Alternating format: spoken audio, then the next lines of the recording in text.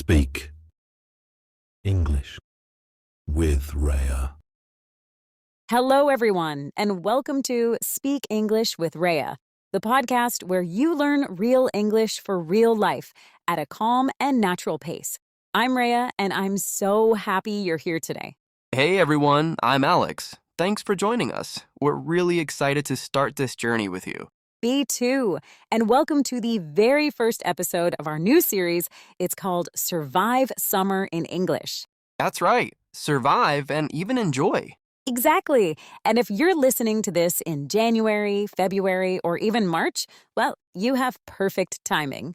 Yeah, this series is all about starting early, right?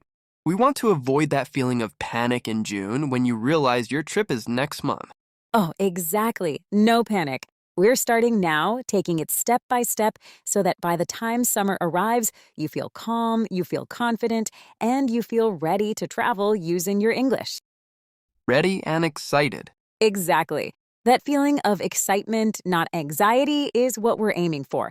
It's about building a foundation of confidence, one small piece at a time. So let's start with a simple question.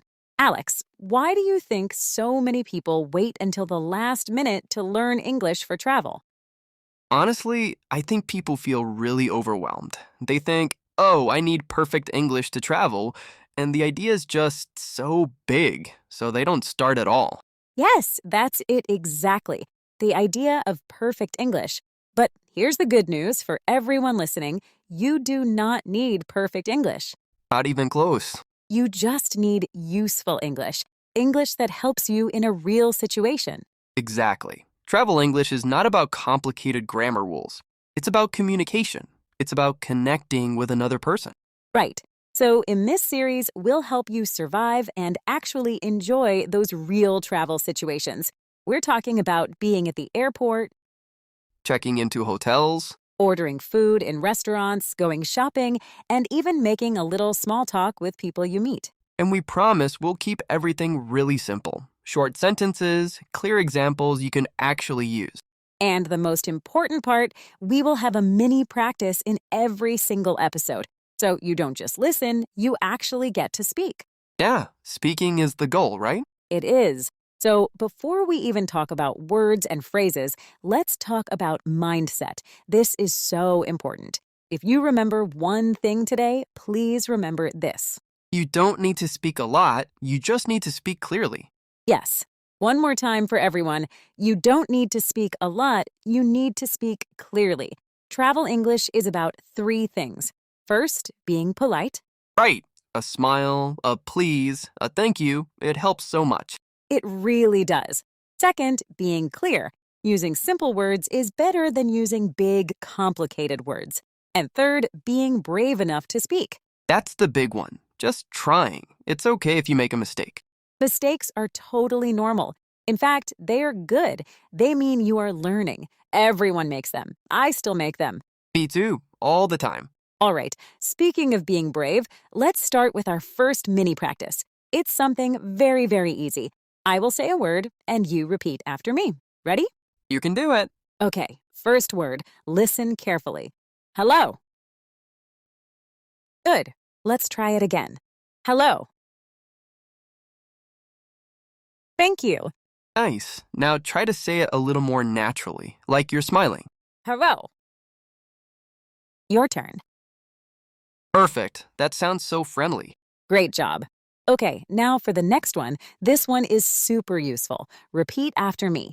Excuse me. Again, excuse me. Great. These two phrases, hello and excuse me, they will save you everywhere. You can use excuse me to get a waiter's attention or to ask someone to move. So useful. It's true. So now that we're feeling a little more confident, let's talk about what English you really need for travel. Many beginners ask me, Rhea, should I study grammar first? And what do you tell them? I say, not really. For travel, you should focus on other things first. Focus on polite phrases, just like we practiced. And questions. Questions are so important. Yes, and vocabulary for everyday situations. So, for example, simple phrases like, I need help, or a little more polite, can you help me? or the most important travel question of all time. Where is the bathroom? Exactly. That is real, useful travel English. So, guess what? It's time for our second mini practice, this time with questions. All right, let's do it. Okay, repeat after me. Can you help me? Good. Listen again to how my voice goes up at the end. It's a question. Can you help me? Your turn. Excellent. Now try the other one, a very important one. Ready? Where is the bathroom? Again, where is the bathroom? Perfect. Just like that. You see, you're already traveling in English. You can do this. You really are. It's all about these small, useful pieces. Great. Now, what if you have a special request? For example, maybe you want your coffee with a different kind of milk. You can say, "Can I get a latte with oat milk, please?" Let's practice that. Repeat after me. Can I get a latte with oat milk, please? Absolutely. But just like ordering a coffee, we can break it down into small, manageable steps. Let's start with checking in for your flight. When you get to the check-in desk, the agent will probably say something like, "Hello, where are you flying to today?" And speaking of small pieces, we designed this series to be weekly on purpose. Yeah, we want this to be all about small steps, no stress. You don't need to study for hours and hours. No, just 10 or 15 minutes a week with us. That's all you need to start. There's a saying, consistency beats intensity.